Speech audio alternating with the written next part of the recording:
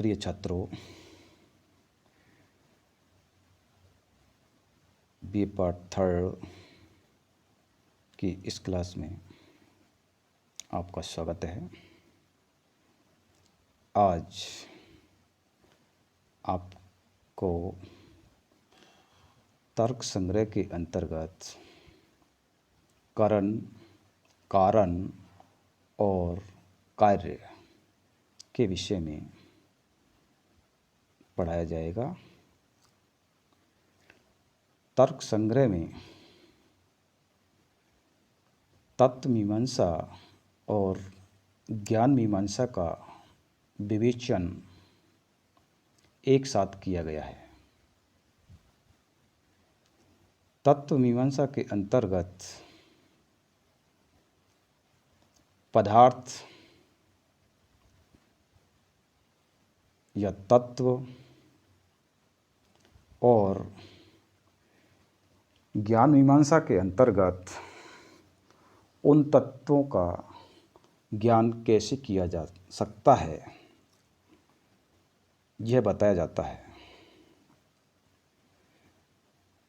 गुण एक पदार्थ है और गुण के जो 24 भेद अन्नम भट्ट ने तर्क संग्रह के अंतर्गत किए हैं, उसमें बुद्धि नामक जो गुण के अंतर्गत तत्व मीमांसा और ज्ञान मीमांसा का विवेचन है।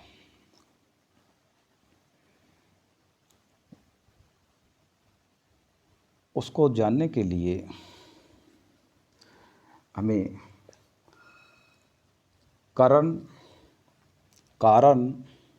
और कार्य को जानना आवश्यक है। कारण क्या है, कारण क्या है और कार्य क्या होता है, इसको जानना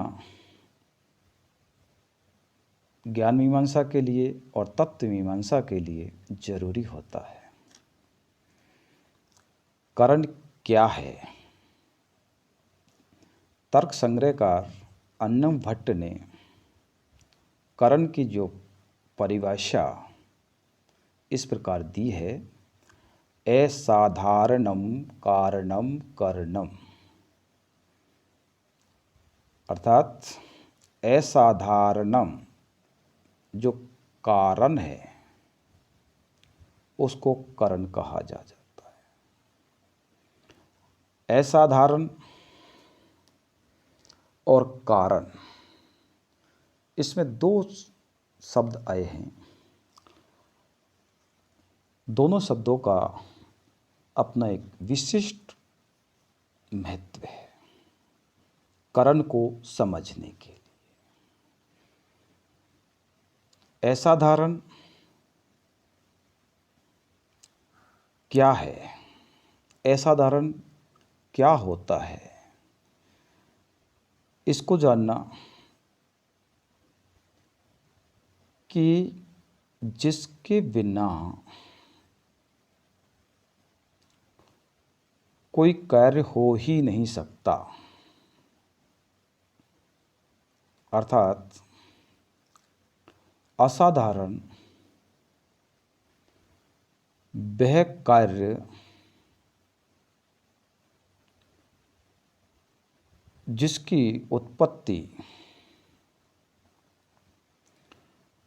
जिसके कारण के बिना हो ही नहीं सकती, जिसकी हम कल्पना भी नहीं कर सकते, उसे हम असाधारण मानते हैं। जैसे घट रूपी कार्य के लिए मिट्टी उसका असाधारण है। बिना मिट्टी के हम घड़े की कल्पना नहीं कर सकते। दूसरा, कारण क्या है?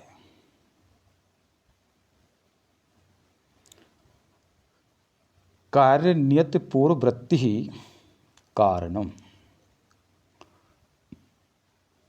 कार्य से ठीक पहले जो सदैव रूप से, नियत रूप से अर्थात निश्चित रूप से हमेशा विद्यमान रहे और कार्य की उत्पत्ति में जो सहायक हो उसे कारण कहते हैं। कारण को समझने के लिए दो बातों को समझना बहुत ज़रूरी है।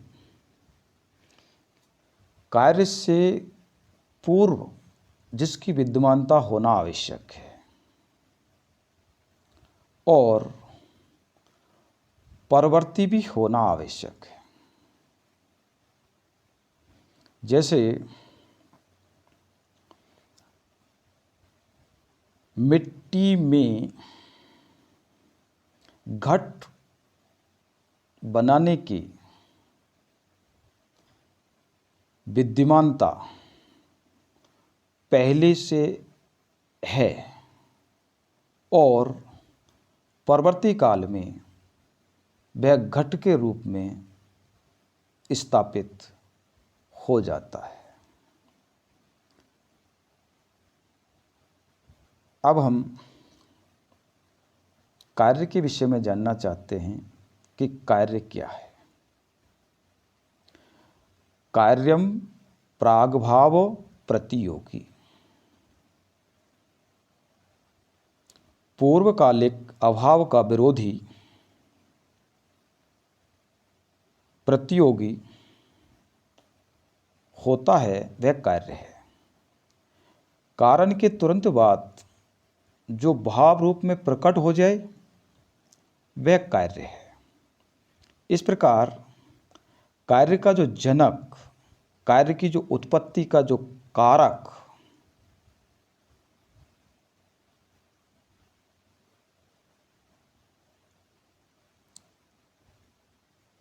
कारण होता है।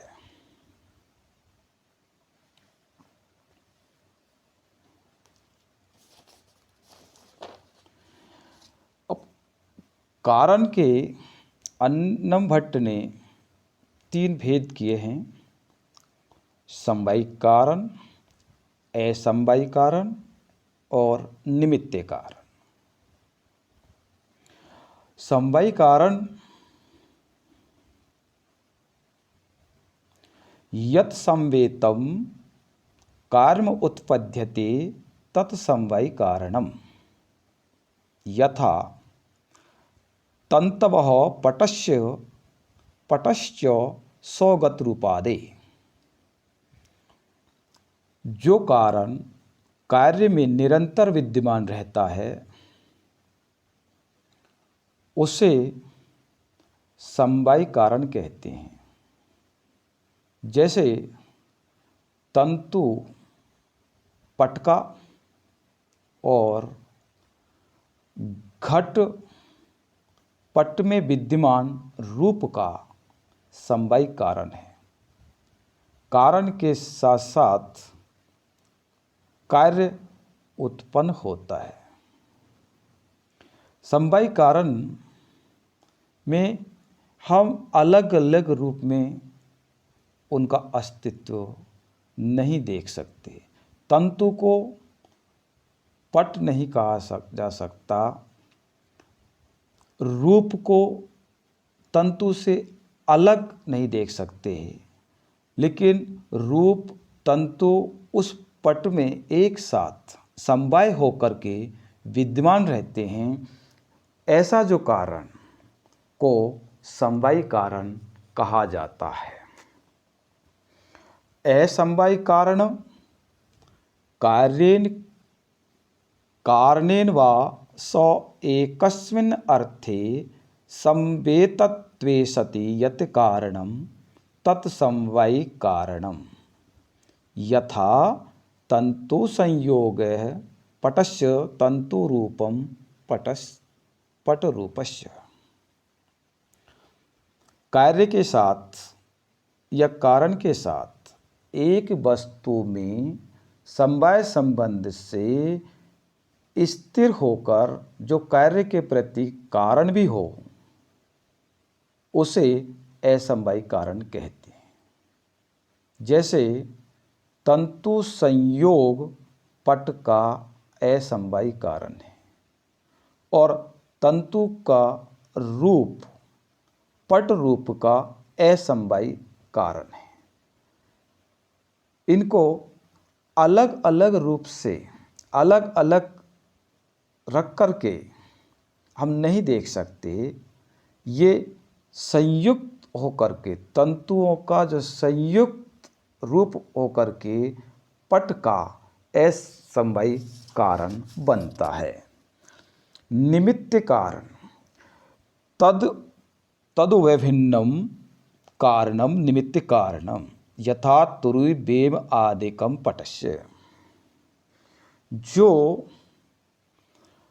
किसी कार्य की उत्पत्ति में सहायक होते हैं लेकिन वे समवायी और असमवायी रूप में न होते हैं, अर्थात समवायी कारण और असमवायी कारण से भिन्न जो कारण होता है उसको निमित्त कारण कहते हैं। जैसे पट के रूप में तुरी बेम आदि जो उपकरण हैं वो पट के निमित्त कारण हैं।